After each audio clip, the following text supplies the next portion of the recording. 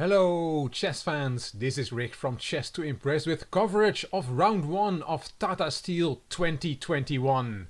The first elite over-the-board event in 2021 and hopefully many will follow following the corona pandemic, including the resumption of the Candidates tournament. In this video we're going to look at all 7 games of the Master Group, the only group this year at the Tata Steel tournament because of the pandemic. So instead of going deeply into one of the games, as I expect most chess YouTubers will do, we're going to pick out some highlights of all 7 games, mainly based on a commentary of the players after the game. If you want some background on the tournament, I'll link the video I made yesterday, the day before the event started, which has details of the 14 players on the time control and other things. I'll link it up here. But let's get our teeth into round 1 and let's first have a look at the pairings. Round 1 was played on Saturday, January 16th, 2021, and we had Harikrishna against Vishy, Yesipenko against Duda, Grandelius against Donchenko, Caruana van Forrest, Giri against Tari, Tarzek against Anton Gijjaro, and Carlsen against Furuja. And let's start with the game of the world champion. It was a 4th game between Carlsen and Furuja. Carlsen had won 2 of their classical games. 1 had ended in a draw.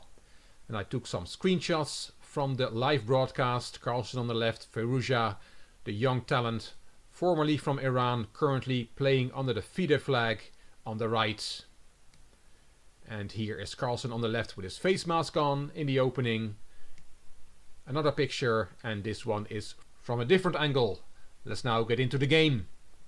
Carlsen white, Furuja black. The world champion opened with the d-pawn, knight f6, c4, e6, and we get a queen's gambit declined on the board. Knight c3, knight bd7, bishop g5, the bishop gets kicked back, bishop e7, and Carlsen takes on d5. And Furuja decides to take back with the knight. And it was commentator Peter Leko who did commentary for Chess24, who said after knight takes d5, black has equalized easily. Carlsen took on e7, queen takes, Carlsen kicked the knight, knight takes on c3, b takes, Furuja castled. Let's put some more moves on the board till we get to some commentary from the commentators and also from the players. I just play through the moves. I want to cover all 7 games, as I said, so I cannot spend a lot of time on each move. Let's go to this moment, rook a5 and knight f6. And Furuja is looking for a move repetition. If Carlsen plays rook to e5 here, then we get the same position on the board as a few moves ago. But Carlsen played d5, and he said after the game, this was a gamble. Instead of repeating moves, I knew that at least mentally I had already burned some bridges. Carlsen goes for the win because he's sacrificing a pawn here. After e takes d5, he did not recapture. He played e5. White has sacrificed a pawn. The knight is attacked. Knight e4, queen d4, rook d to c8, and rook a to a1. Carlsen is making sure that black cannot swap a pair of rooks with that move rook a1, otherwise there comes a rook to c1 and a pair of rooks comes off the board, which diminishes white's attacking capacity. a5 from Furuja, passed pawns must be pushed. One of Furuja's plans is to just push the a pawn as far as possible. Carlsen plays rook a b1, bishop c6, and look at this move, e5, e6, a second pawn sacrifice. The commentators in the live broadcast were asking if Carlsen had not gone too far. Carlsen himself said after the game, I understood that what I did was probably not correct, but I thought I would get decent chances. Furuja took the pawn. Black is now 2 pawns up. Knight e5. And that second sacrifice of the pawn was to get this beautiful square on e5 for the knight. Queen f6. f3, kick in the black knight, knight g5, rook b6, putting pressure on that bishop, which is now attacked twice and only defended once. Bishop back to e8, and Peter Leko, Grandmaster Leko, said, if material was equal here, I would say white is totally winning, but with 2 pawns down, I'm not so sure. on the Chess24 broadcast. Queen e3 from Carlsen, unpinning the knight. And a5, a4 from Furuja, which Leko called too naive. And Carlsen said, I don't know if a4 was a huge mistake, but at any event, it was unbelievably impractical, and that was the problem. Let's see how the game continued. Knight g4, attacking the queen. Queen back to d8, and rook takes e6. Carlsen keeps sacrificing material. Now he sacrifices the exchange to strengthen his attack further. The rook was taken, queen takes check, and here the engine gives king h8 as the best option. But also then white has a very strong attack. But Furuja, being low on time, this is move 35, played bishop f7, and he succumbs under the pressure. This move is a blunder. He had missed knight takes h6 check from Carlsen to round things off, another sacrifice from the world champion. What a game from Carlsen. The knight was taken, queen takes h6, threatening the classical checkmate with queen and bishop. Let's show you how that works. If we naively push our pawn to a3, that pawn will not get any further because now we have a mate in 4 moves. You should know this checkmate. Bishop check, king h8 only move, bishop g6 check, king g8 only move, queen check, king f8 and checkmate. We all should know that way to checkmate a king with queen and bishop. Furuja was not going to fall for that. After queen takes h6 he played queen c7, protecting the bishop, but it leads to a forced mate. Black was lost anyway, despite being a rook up. The engine gives rook a7, and at least the game will last a bit longer. But after queen c7, the move from the game, Carlsen played queen h7 check, king f8, queen h8 check, bishop g8 and queen h6 check, and Carlsen had reached the time control. This is move 40, and this move is much stronger than the natural knee-jerk reaction to play queen f6 check, which also leads to mate, but not as quickly as queen h6, and here Furuja resigned. If you interpose the queen, then you get checkmated as follows: queen d6 check, king f7, queen e7 is checkmate, and if after queen h6 check you play king f7 instead, then there is bishop g6 check, king f6, bishop h5 check or bishop e8 check, it doesn't really matter, king f5 and checkmate with a pawn. What a wonderful game from Magnus Carlsen. Last year he started with a whole bunch of draws. I think there were 7 draws in the first 7 rounds for Carlsen. This year he already has got his first scalp in round 1. Now let's move our attention to Giri with the white pieces against Tari with the black pieces. Holland against Norway. This was the first classical game these two players played against each other. Here we see both players at the board, Giri on the left, Tari on the right. Let's see what happened in this game. Giri opened with e4, e5, knight f3, knight c6, and we get the Berlin defense on the board. Giri said after the game, I was surprised that Tari played the Berlin, which I don't remember him ever playing. Giri played d3. Let's put the opening moves on the board, and let's go to a very critical moment here after g2, g4, because now Tari decided to sacrifice a piece for 2 pawns on move 8. Knight takes g4 was the move. And Giri said after the game, this was not a surprise to me. I found this idea with my team a long time ago and we analyzed it very deeply. And also Magnus Carlsen had played it in a rapid game against Nakamura, a game that Giri knew. So he was not surprised. H takes g4 and bishop takes g4, and black has a lot of pressure now against a knight on f3. Let's see how the game continued. Let's put the moves on the board. I know many viewers like to see all the moves instead of me just jumping to the next critical position. I just play through the moves. Black advances on the king side with his pawns. He has 2 extra pawns there, and it's all about white trying to block those pawns. After king g2 on move 23, Giri commented after the game, it was very important that I get this setup with king g2 and rook h3. It's very important which pieces blockade the g3 and h4 pawns. It's better to have the rook on h3 than the queen on h3, as it is better to have a rook stuck in the corner than the queen. Now I have free play on the queen side and my queen is free, and Tari does not have any real counterplay. The only question is, does black has a fortress? Let's see what happened. Let's play through the next number of moves. This was quite a long game.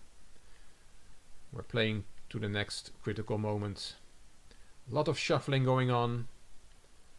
Shuffling of pieces. Black cannot make progress on the king side, and white tries to make progress on the queen side. Bishop g7, and Giri said in the game he did not wait the best way. Maybe he should have waited with the bishop on f6. All black can do is wait and hoping that he has a fortress. But Giri did not believe that this was a fortress. He keeps shuffling and finds a good setup. Bishop c1 on move 43. Giri said, I didn't think it was a fortress. I have looked at positions which are worse for white, and still the computer manages to break through. And I think there's a breakthrough here. I was happy to break through without a breakthrough. I did not even have to push the c3 and d4 moves. That would be a real breakthrough. I just kept shuffling the bishop around till his position collapsed. It's very nice when you can break through without having to break through, as Giri said. Let's see what happened. Queen e7. White is totally winning now. Black's e or h pawns will be lost. And now we saw a blunder from Tari on move 46, but he's already totally lost. The last move of the game is knight takes f4 check. Very nice move. Because now black will get checkmated. If you take the knight, there is queen f6 check, king h7, rook takes h4, rook takes check, king g8, and this is checkmate. So after that move, knight f4 check on move 47, Tari resigned and Anish Giri had won this game. Quite an unusual game. Piece sacrifice from black on move 8, and then lots and lots of shuffling and blockading pawns. In the end, Giri came through. The third game we're going to look at is the former World Championship challenger Fabiano Caruana with white against the Dutch young talent Jordan van Forrest. They had only played one classical game against each other. That was last year in Tata Steel 2020, which ended in a draw. And here is a picture of both players at the board, which I took from the live broadcast. Caruana was white and opened with the c-pawn, e6, knight c3, d5, d4 and c5, and we have this nerve center which club players hate, but grandmasters don't mind. e3, knight f6, knight f3 and a6. The opening is the semi-Tarrasch of the Queen's Gambit declined. Caruana took in the center, e takes, g3 and c4. Jordan van Forrest commented after the game on the rook endgame, which is quite far removed from here, so let's go there. But again, I will show you all the moves instead of jumping straight to the rook endgame. I will not give any commentary on the moves in between. Very complex game. Van Forrest said after the game had concluded he looked very tired. Let's keep going till we get to that rook endgame. Bishop takes e4, d takes, and here black has taken on e7, taken the bishop, so you have to take the knight. C takes b5 is possible, but Caruana decides to play queen b4 instead. Black can now not save the knight as it is pinned. If the knight plays, the queen will fall.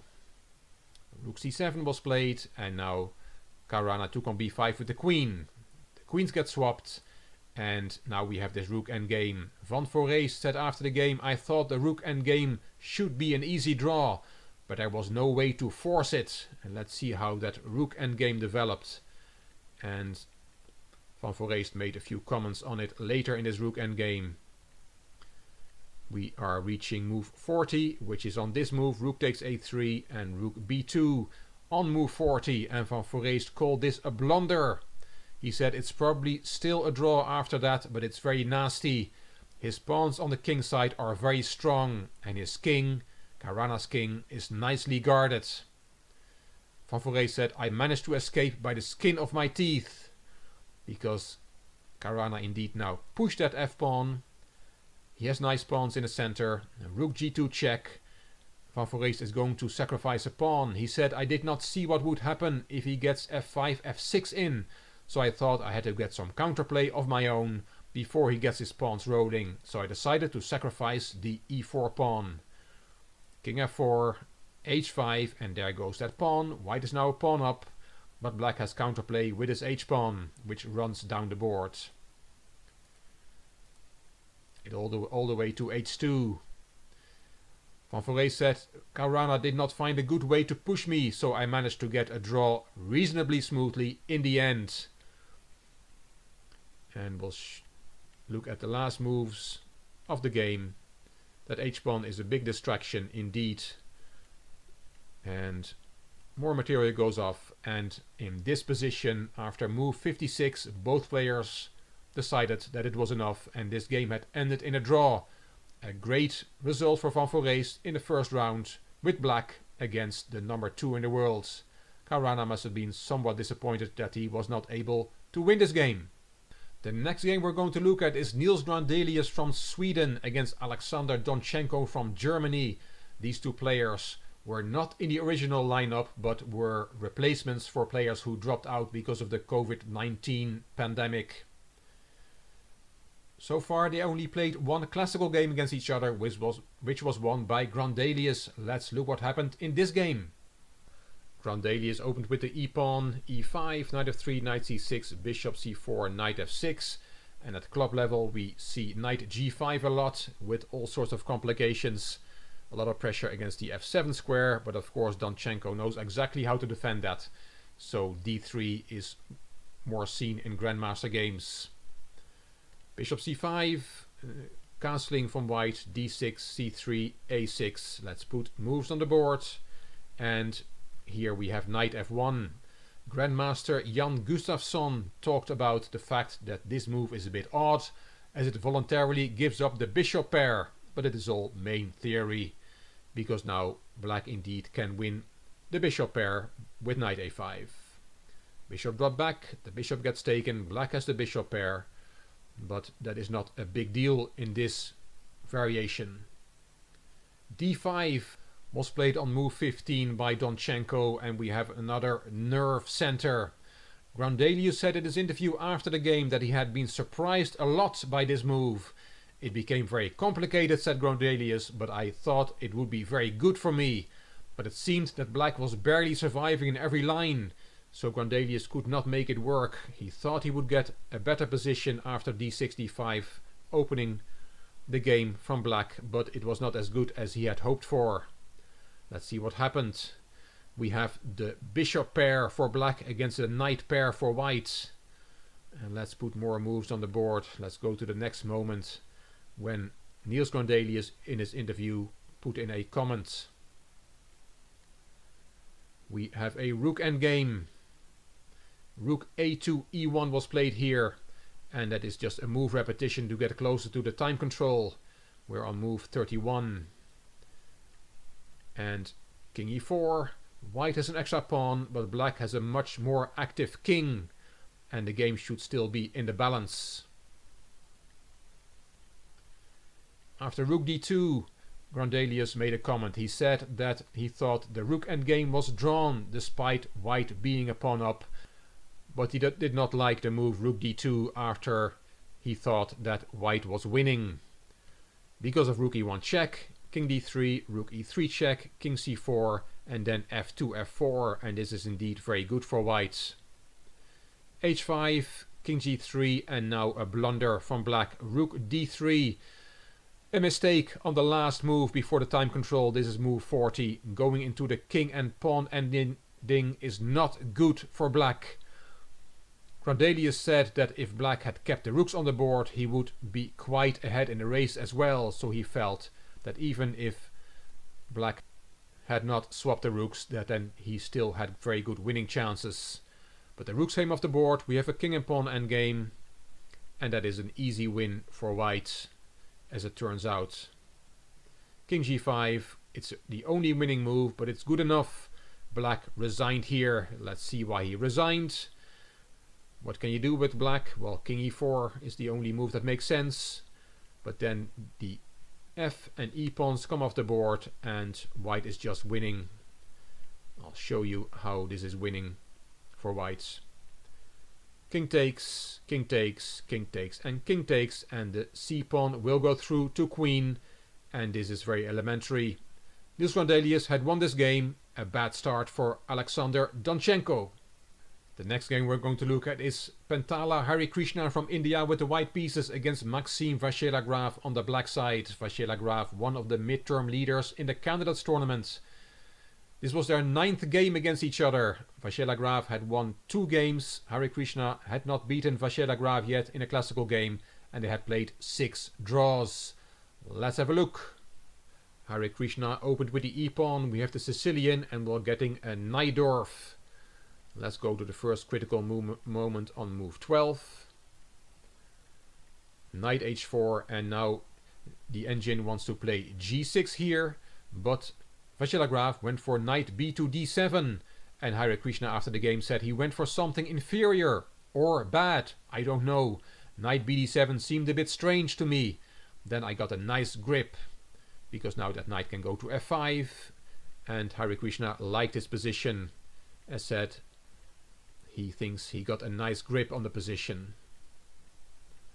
Let's move to move 23, bishop a4. MVL decides to give up on the d6 pawn. He does not want to put the rook passively on a6 to hang on to that pawn. He will get pawn f5 in return. He plays rook c4. Rook takes d6, rook f4, and that will regain the pawn on f5, as we'll see. Now e5, e4, giving up the e-pawn, opening up the bishop diagonal and preparing a move that Harikrishna had missed. He took the pawn, white is now a pawn up, but he had missed the move queen c5, protecting the rook, attacking the f2 square with queen and rook. And Harikrishna said, I missed this move, which gave black the chance to liquidate a lot of pieces. I thought I had a nice position, but realized that something was missing, when it turned out he had queen c5. Very strong move from Vachier-Lagrave and missed by white. And indeed, a lot of pieces come off the board. We'll see the queens disappearing as well. And we have this position after the 37th move. Rook takes a5. He can take on e3, then rook a8 check, king h7, and bishop takes f7. White is still a pawn up in the game. Black decided to play king f8. Not take on e3. Rook f5, attacking the f7 pawn with 2 pieces, so f6, and now rook f3, protecting the e-pawn. Harikrishna said that even the rook and opposite colored bishop ending, which we have now on the board, is not so easy for black, but that he was somewhat low on time to be able to set black some real problems. We're making the time control with bishop e5, and the game continues. The drawing margin with the opposite colored bishops is very large, and now even the rook come off the board. Bishop c3. Harikrishna said that black defended his endgame very well. He said that once black noticed the way to a theoretical draw, black should go for it, and that's what Maxime Vachier-Lagrave did. Let's keep the game going. And then there's one more comment on move 64, the last move of the game. This is the final position. White is 2 pawns up, but the king will never move from b6, and the bishop will stay on the e1 to a5 diagonal when needed. So white will never be able to play a4, a5 himself, and once white attacks the king side pawns, the bishop will appear on c3, simply defending f6, and there's nothing white can do. He cannot make any progress, so even though he's 2 pawns up in this opposite colored bishop ending, the game is an easy draw. Even you and I can hold this game to a draw on the black side, if we're in good form. The next game, the penultimate game, is Andrei Yesipenko from Russia with white against Jan Krzysztof Duda from Poland with black. They only had played one classical game against each other, which had ended in a draw. And here we see the 18-year-old prodigy from Russia, Yesipenko, smiling after the game. Yesipenko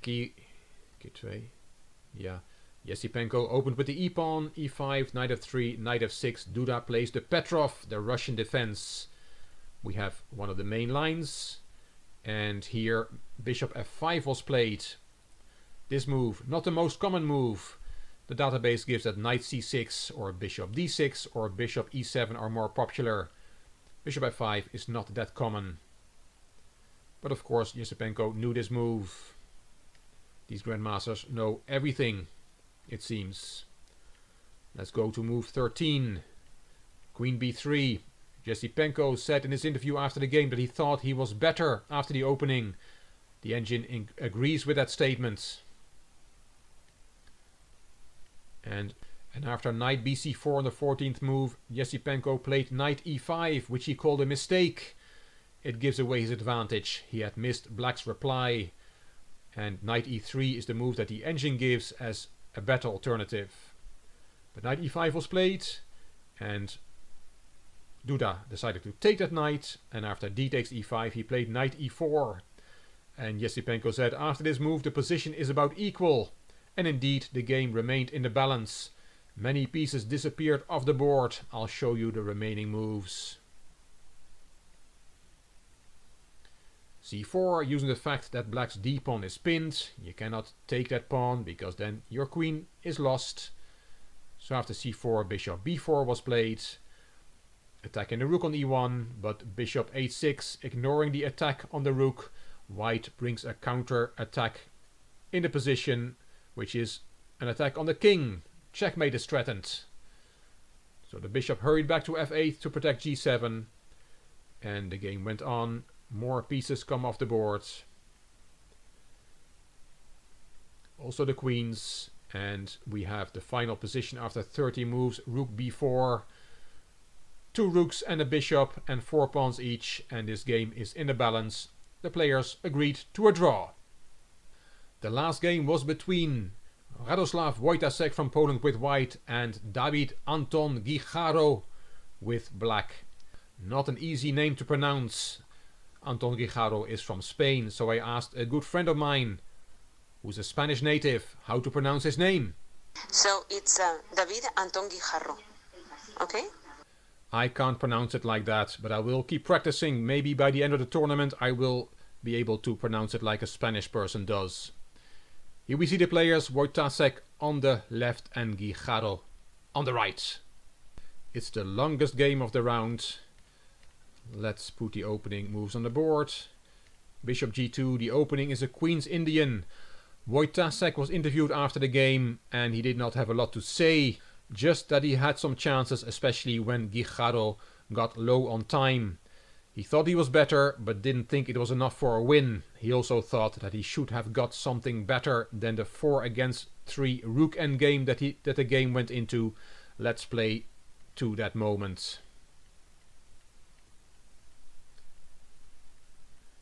There we have that nerve center again for the 3rd time in this round. I always get very nervous when I see those pawns putting pressure on each other. Queen b6, this is move 24, and in another 10 moves a lot of pieces get hoovered off the board and we get into that 4-against-3 rook endgame that Wojtasek alluded to. You see a lot of material disappearing, and there we have that rook endgame of 4-against-3 on one side, and that is a theoretical draw. Especially at this level you very rarely see that this is won by the stronger player, the player with the extra pawn. And indeed, Gijjaro defends this very well. We're on move 51, but we keep going. Wojtasek keeps trying to win this position, but it's not possible, and we have rook d1 check on move 66, and the king can now not go to e2 to annoy the rook, because then there is rook d5 and the f-pawn is lost and this game is a draw. So after rook d1 check, the king went back to c4, rook c1 check, and the players, well, I was going to say shook hands, but they probably didn't. I did not see the footage, but shaking hands is not allowed nowadays. Either way, this game ended in a draw. So there we have it, the results from round 1. Harikrishna Vasila Graf was a draw, as was Yesipenko against Duda. Grandelius had a great start, he beat Donchenko. Caruana was not able to turn over Van Forrest, that game was a draw. Giri beat Tari, that was an exciting game with that peace sacrifice from black on move 8. Tarzek and Anton Gijjaro played a draw, and Magnus Carlsen, the world champion, had a great start by beating the young prodigy Alireza Furuja. The standings are very simple. Carlsen, Giri and Grandelius on top with 1 point, and at the bottom Donchenko, Tari and Furuja. But there are still 12 rounds to go. Round 2 will be played on Sunday, January 17th, and we have this lineup. Vasila Graf against Furuja. Furuja has a tough start with 2 black games against Carlsen and MVL. We'll see Anton Gijjaro against Carlsen, Tari, Tarzek, Van Forrest against Giri, the Dutch clash, Donchenko, Caruana, Duda, Grandelius and Harikrishna against Yesipenko. I will be here after the round to tell you what happened. I hope you enjoyed this video, and that if you did, you give it a thumbs up, that you subscribe to the Chess to Impress channel, and that you leave a comment. I'll be interested to see what you think of me covering all 7 games. Is that maybe too much? Should I restrict myself to 1 game or maybe a couple of games? Please let me know. If you liked the video, it would be great if you could share it on social media by clicking the share button on YouTube. You can find me on Instagram, on Twitter and on Facebook. This is Rick for Chess to Impress. Thank you for watching.